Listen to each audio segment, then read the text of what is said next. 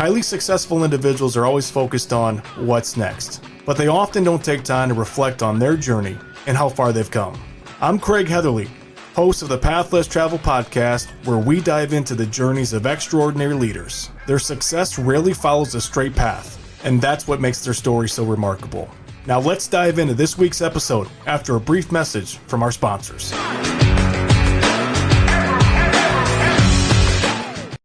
Looking for top talent in tech or professional fields? Avero Talent connects businesses with exceptional candidates, specializing in tailored recruiting solutions that match the right skills to your team's needs. Whether you're building a team or searching for a tough-to-fill position, Avero Talent delivers the expertise you need to hire smarter, faster, and with confidence. Let Avero Talent help you find your next star employee.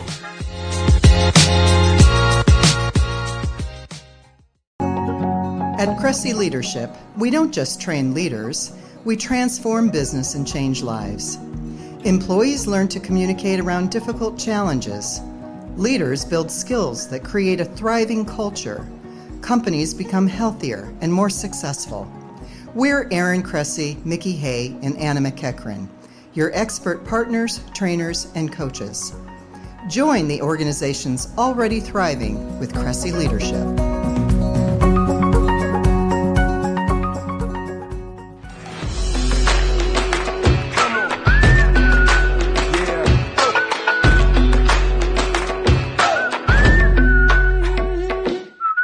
Welcome to the Path Less Travel podcast, Season 2. And we've got a top-notch guest and leader with us. We have the president and CEO of NIBCO, Ashley Martin, joining us. Ashley, what a pleasure. Thank you for having me. Oh, I think we're going to have a great time. And you're going to set the bar really high for Season 2. Well, congratulations on Season 2. That's an amazing accomplishment. People have asked, what have you learned the most, Craig, throughout this endeavor? And it's that me and technology don't work. I can talk to people, but as far as like the technology piece, it was a lot of learning curve for me, and we've got it ironed out now, so don't worry. We're gonna be fine. I was going to say, today it went very smoothly, so you've clearly picked it up well. So we've just passed New Year's, and do you have any New Year's resolution? Are you into those kind of goal-setting objectives? Yes, so I do like them. I know not everyone does, but I do. So I am expecting a baby this year, so I'm about 6 months pregnant right now. Yeah, so it's a big change for myself and my husband coming up. But I am typically a very active person, and so I'm hoping to be as active as I can throughout my pregnancy and continue to move. Probably not as much, but continue to move for as long as I can through the pregnancy. Oh, well, NIBCO, I mean, been around for 120 years, I believe, yeah. Mm-hmm. And you are the president CEO here. Yes. Tell us about NIBCO. Yeah, so NIBCO stands for Northern Indiana Brass Company. That's how we started. We do more than that, obviously, now, but that is how we started. That's where the name came from. So my great-grandfather came to Chicago, actually, and his skill was foundry. That was what he knew how to do. And so he was looking for a customer, and they actually said, well, you need to go to Elkhart, Indiana. Oh. And because the musical instruments were here. And so they said, that's going to be your customer. You need to go there. And so in the beginning, we made brass keys for musical instruments. That's how we got started. Okay. And then my great-grandfather took over, and he wanted us to have our own product. And so he saw indoor plumbing as the big new thing coming to the United States, and he wanted to be a part of it. And so that's how we transitioned to making fittings for the plumbing industry. And they used to be really big and heavy, and we made them out of brass. But through the evolution, obviously, it was copper, get more lightweight, and then obviously we also expanded into plastics, and then mixed up the history there a little bit, but we did, before we got into copper, we started making valves actually for World War II. That's how we got into the valve business. And so we've diversified over the years, but always focused on plumbing.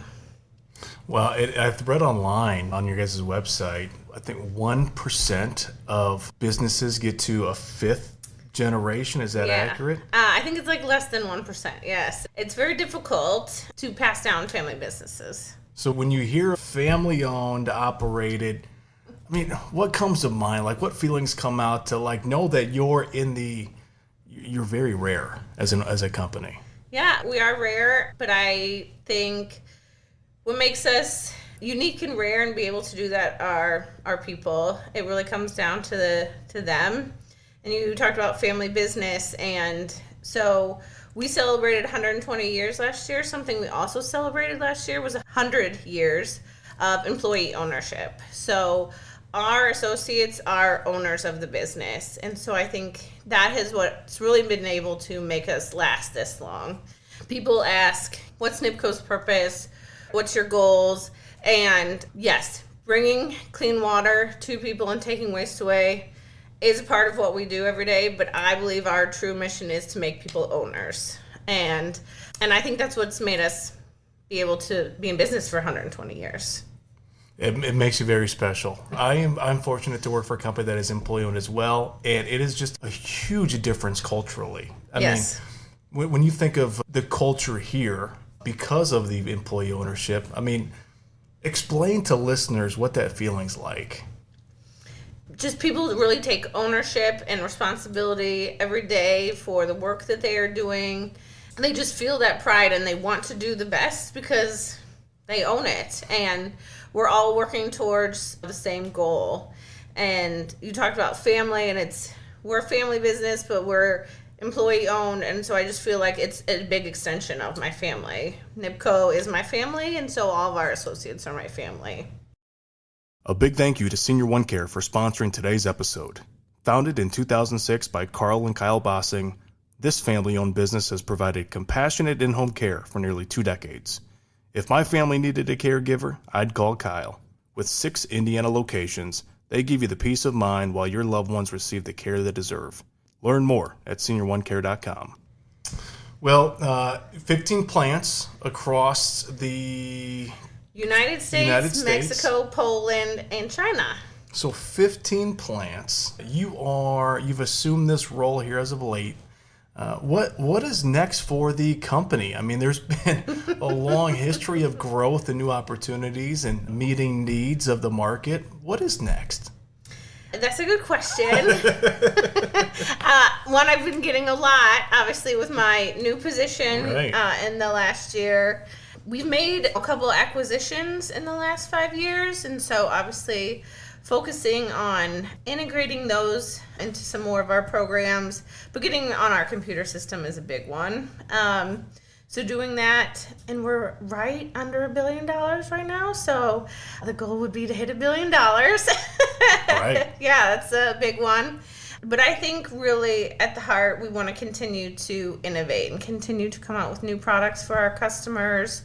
Labor is an issue, not just in our industry, but across all industries, and we don't see that going away. A big issue for us is our ultimate end user, the plumber, the contractor. For every 5 that retire, 1 starts in a trade school on our apprenticeship. So really making that work as easy as possible with new technology is how we want to continue to be able to grow in our industry. So making it as time-saving as possible with our new products. You just mentioned there at the heart of the company. Let's shift gears a little bit towards you as a leader.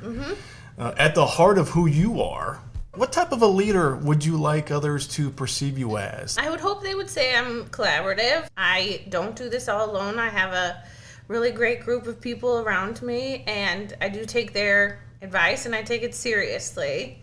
It definitely doesn't mean we always all agree on the decisions that are made. And I think that's healthy too, to have those discussions where people don't agree, to see it from all sides, all angles. So I would hope they would say I'm a collaborative leader, that I'm a listener. I try to listen to all perspective, all sides. Yes, I guess that's what I would hope they would say about me. Yeah, and I'm sure you're growing in this. We're all growing as leaders, right? Day by day, year by year. What steps have you needed to take over your time when it comes to leadership for growth. Any areas come to mind? So I'll say something I recently did to help myself continue to grow was I joined a peer leadership group through the University of Chicago Loyola. And that's really been great to get other people's perspectives, not in my industry, not in our community, of how they're running their businesses, what challenges they're facing, how they've approached challenges that I've received. So that community to me has been extremely helpful and helped me grow a lot. That's one thing that I've done recently. Another thing, I travel quite a bit, so listening to podcasts or things I've already downloaded on my phone has been a huge help. And I recently bought a pass to Masterclass. Oh, yeah. Yeah, and I really am enjoying that because you get a wide range of things on there. But there's a lot about business on there, and that has been extremely helpful for me. Just to even listen to someone new speak about business for an hour while I'm on a plane has been great. So you took the step in reaching out and getting plugged into something completely away from your industry for growth. Mm-hmm. How did you arrive at that decision? Because I think that's an incredible sign of a leader that is on this trajectory of continuous improvement. Why did you decide to do that? I've been very fortunate and had mentors and coaches within our industry, and they've been wonderful to me. Both of my parents, huge mentors early in my career for myself. And I just felt like I got to a point where I needed just some different perspectives. And the university actually reached out to me and wanted to partner, and so I've actually signed up a couple of my other executives to participate in their CFO roundtables. But I just really thought for a way for me to grow and hear different perspectives, which I talk about quite a lot, so I need to follow my own advice, right? But this was a great way to do it, and so it just seemed like a fit when the opportunity came up. Yeah, I'm happy we explored that because it's nothing that I wanted to gloss over, because you've got obviously a great company. You've talked about some people that have helped shape and mold who you are. You mentioned your parents. Mm-hmm. It's another thing to step away from that and say, let's look at this through a different lens. So the title of the podcast is The Path Less Traveled. When you think about that and you think about your journey, how do you relate? So obviously we're a manufacturer. We're in the plumbing space. Being a woman in those industries is pretty unusual. So it has, I would say, been a path not many women have chosen to come into. And I knew from a very young age, because this is my family business, that this is something I wanted to do, and that was going to be my path. So when I hear that, I think about all the women that I want to help come into our industry, show that they can have successful careers here, show that there is a path for them, and just show them that it is a great industry. And so that's what, when I hear about your podcast, that's what I hope the message comes out. You co-founded the American Supply Association's Women in Industry. You are on the board, or we're on the board of United Way of Indiana, United Way of Elkhart, and Stanley Clark. You're on a board with, I think, Notre Dame, Business Council. You're involved in a lot. I am. You give back a lot of your time. Why is that? Oh, community is a huge part of our business. We started here in Elkhart. We believe it's part of our success. The community has given so much to us that we've been able to be so successful. Our responsibility is to help the community back. It is where our associates, our families live, and we want to make it better for everybody. So you mentioned some podcasts, and you mentioned Masterclass, and I dabble in both of those. And okay. I enjoy both of those. Who do you look to as maybe not a mentor that knows you, but somebody that you follow and you've learned quite a bit of from a distance through your travels? Oh, that's a good question. So I was able to actually hear Jim Collins speak last year. His book his most famous one, I should say, is Good to Great. So I started reading that, and then have purchased his other two books as well to continue on that. So I think for me right now, that's the one that sticks out in my mind because I was able to hear him speak in person, which he doesn't do that many anymore because he does want to focus on his research, which I was like, oh, that makes sense. That's your passion. So he does limited engagements, but being able to really hear the science behind a lot of those companies and some of the things they really did right and stuck to be able to go from good to great. So I would say his advice has really shifted some of my thinking in the past year. It's an outstanding book. I've read it cover to cover a handful of times. Yes. It is, yeah. Pick it up. If you haven't read it, you'll be happy that you can just send Ashley a note thanking her for telling you to read it because it'll impact your world. Speaking of impact, your parents. Yes. You've talked about them. Tell me about the impact of your family and what that's done for you to be in the position you're at today. I was very lucky. My parents were very supportive of whatever I chose to do. They wanted me, obviously, to go into the family business, but never pushed it because they knew if I didn't want to do it, I wasn't going to be successful, they weren't going to be happy, and the business wouldn't overall thrive or succeed. So they really pushed me at a young age to try all different kinds of things and make sure this is the path that I wanted to go on. So I give them a huge amount of credit for doing that because that had to be hard when I know they truly wanted me to come into the business. Mm-hmm. So to still push me into other things, I think was just a huge opportunity for me that they gave me. And so that's the first thing, I thank them for is that they never forced me into this. They really let me develop the love for the business on my own and at my own speed. So I think that's a huge gift that they did, but the impact they've had, business was always talked about in our household. It's hard not to. Right. So I think some of dinner conversations we had probably other families didn't have, but it definitely helped shaped, me and how I look at the world and look at business. But it was always rooted in doing the right thing, whether it's doing the right thing for our associates or doing the right thing for our customers. They always made that clear. Integrity and ethics, you have to have that in business. And that really stood out to me because when I went to business school, I had never known it as a negative thing to be in business until I went to business school. And then, start to hear some of the corporate stories about not treating their people well or not doing the right thing. And it just had never occurred to me because I had always partnered business with ethics, right? And so I'm really grateful that my parents, always taught me those two things together, that they do have a good marriage and you can be successful in doing those two things. You mentioned coaches earlier, I believe. Who else comes to mind as somebody that first believed in you outside of family, and what was that impact like? So the first person I think it was, he gave me my first job right out of school. He believed in me. It's when I lived in Denver, Colorado. He had a showroom and he wanted me to run it. And it was a big vote of confidence when I was pretty young and needed a vote of confidence.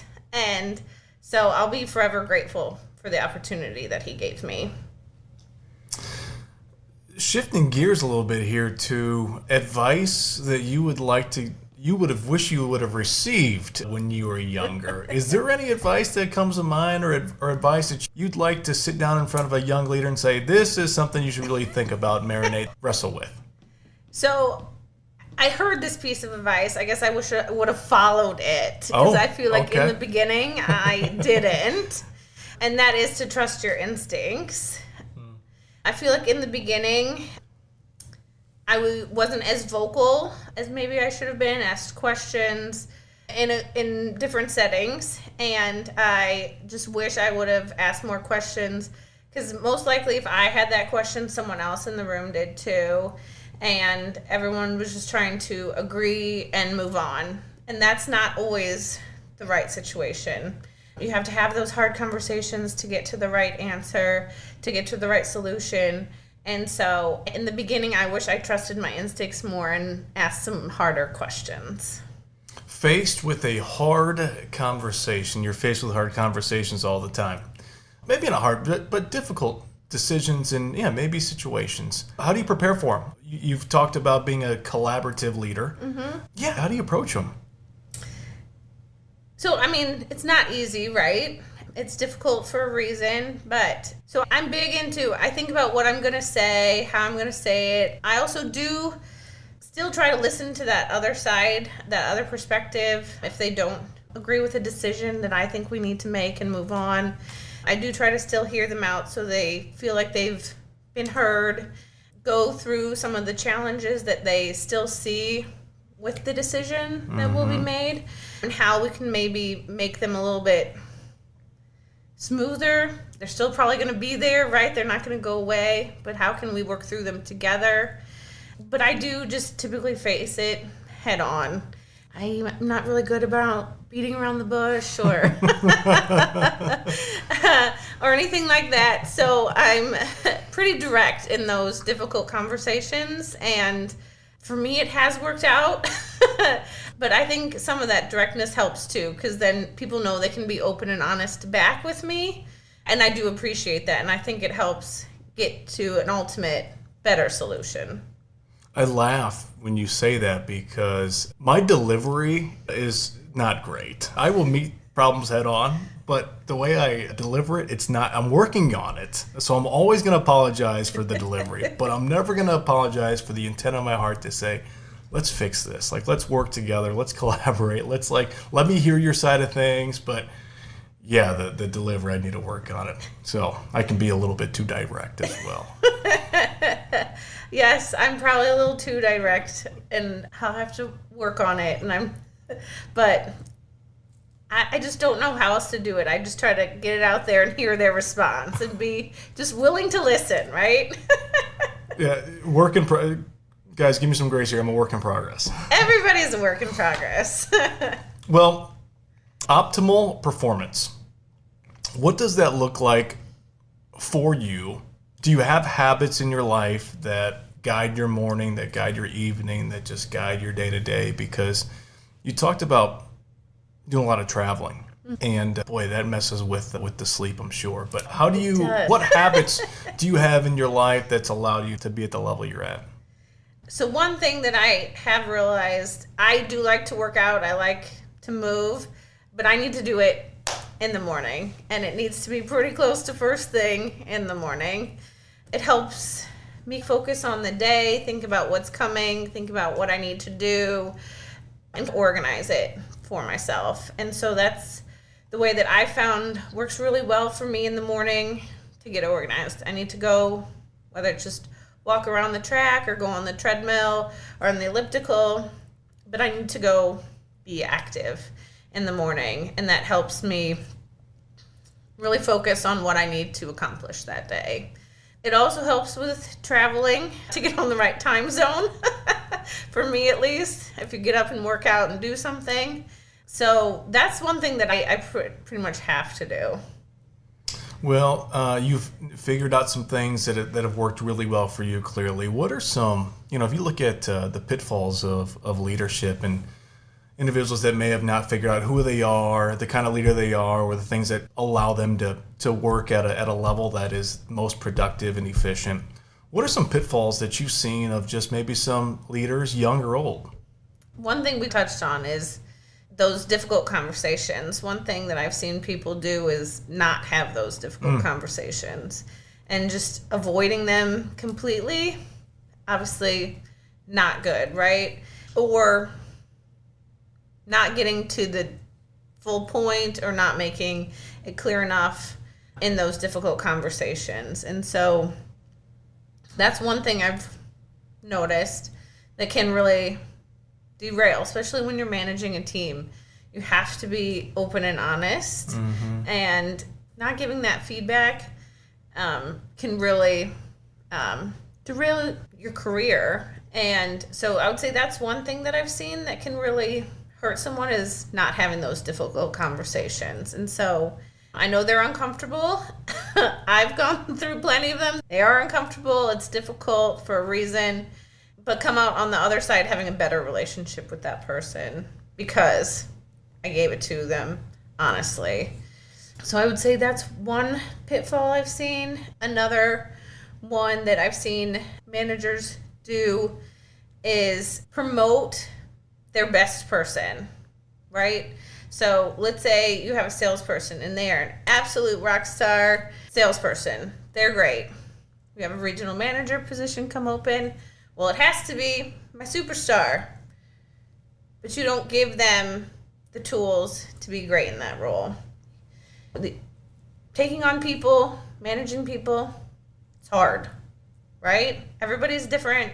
How you have to manage people, everyone is different. You have to give them the tools when you promote them to see them succeed. So giving them management training, but setting them up to succeed. And so, yes, that person was a rock star sole contributor. Doesn't mean they're going to be a rock star regional manager unless you give them some tools to help make that transition. So that's another thing that I've seen.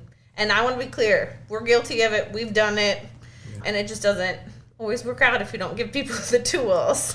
It's like that blind spot of growth. And there are challenges in any position. But when you start talking about managing, leading people, it brings a whole nother animal. So many more dynamics to the situation and what it calls for to be effective in that spot. So I think you're exactly right. It tends to be a blind spot. We train them up in their current position. They become stars in their role, right? Mm-hmm.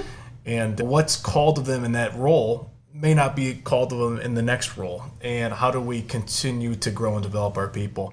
That's a great point. Yeah, thanks for bringing that up. When you think about things that you're most proud of, whether it be here at the company, personally, what are you most proud of?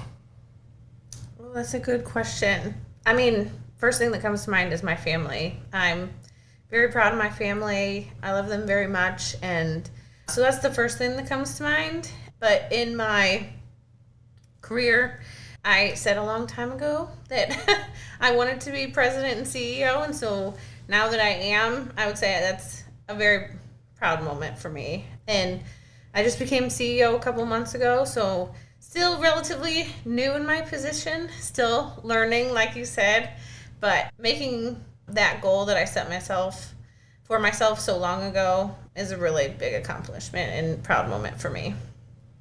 And how often do you set goals? I mean, are you an annual goal setter? Are you a monthly goal setter? Are you a 3-year, 5-year, 10-year goal setter? So I guess it depends what you're talking about, personally or professionally. So set goals for myself yearly, professionally, and, for the company every 3 to 5 years. Personally, I do make a New Year's resolution every year. Whether I hit it or not is kind of What's the odds? I mean, we're looking 50-50, 75-25. I would say like 60%. Yeah, it's a pretty good follow through. Yeah. There have been a couple I've been like, ooh, that's just not happening.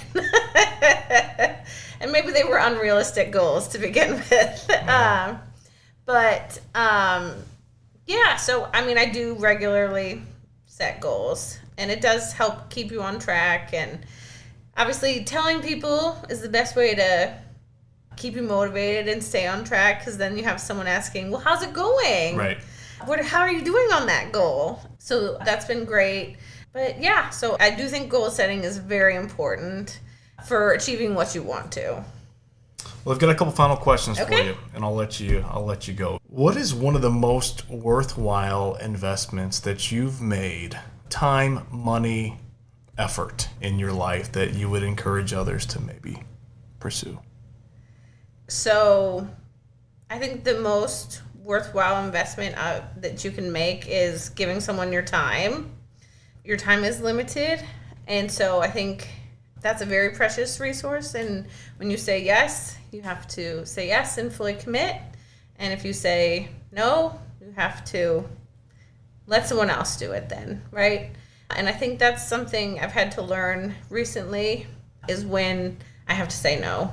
You listed a lot of things that I do outside of work, and I've had to be more intentional about where I want to spend my time outside of work, especially now with a baby coming along here soon. It's going to take even more priority, right? And so really making sure where I'm giving my time is where I think I'm getting the value back and where I want to give my time. So I would say being intentional with the yes and the no. How do you decide what you say no to? Most people I interview or I spend time with, right? I say yes to everything, most things, and I'm in my own life. I'm trying to figure out how do I say no to certain things. And I'll tell you what, I had a moment in my life about 3 months ago where I said I'm saying no. An opportunity came in front of me, and I said yes. Within like an hour, I felt like. Oh no! So how do you do it? So what I have tried to do is if I say no to an opportunity, I try to find someone that it's a better fit for. Oh yeah. So we're very involved, and I want our associates to be very involved in the community. So if I have to say no to something in the community, I try to find a NIBCO person whose passion lines up with that, and they can say yes, and I know that we're still a part of it and we're still helping. So I know I can't do everything, but I at least know we're still connected and we're still helping in some way. So that helps me be able to say no a little bit easier. It's not a perfect solution, because there will come a time where, right, that perfect fit won't happen. But recently, that's what I've been trying to do. My final question, and I'll get your thoughts. Final thoughts.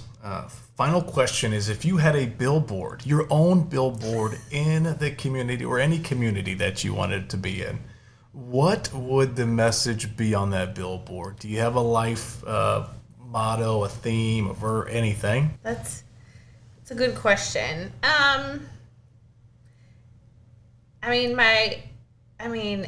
Be kind, be humble.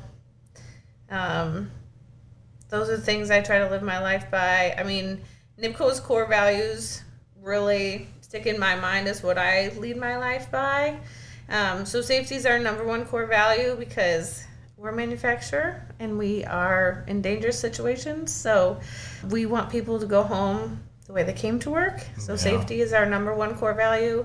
But integrity, continuous improvement, teamwork, we're really big on teamwork, and then philanthropy. So those things really what I look at when I'm making big decisions in my life. And final thoughts from you. Anything that you would share leadership-wise about NIBCO, about fifth generation fam? Anything? Any final thoughts that you want to close with? I'd like to give this opportunity, this platform for you to just whatever's on your mind. Well, you talked about family business, and that it's so rare to go to a fifth generation, and to be able to pass on a business, I think is a wonderful thing. And we have so many entrepreneurs here in Elkhart, Goshen, South Bend. I want them to know that it is possible to pass on your family business. It just takes planning and preparation. You have to think about, unfortunately, you not being around and planning for what that looks like after you're gone. And to make those preparations can set up your family to continue your business and your legacy, if that's something you want. But you have to it's a hard conversation, right? To say what's going to happen when I'm not here. But if you do planning and preparation, you can pass on your business. Well, I want to thank you for doing this, taking time out of your calendar to have this interview. I know that listeners are going to enjoy it, and they're going to be like, "Whoa, who's going to be able to follow that?" So, thank you again for doing this. Sincerely, thank you for having me. I really appreciate you letting me tell the NIBCO story and a little bit about myself. It's been wonderful, and I know you're going to have a great lineup of guests after this. We will. Well, that's it for this week's episode of the Path Less Travel podcast with the president and CEO of NIBCO, Ashley Martin. Until next week, have a great day.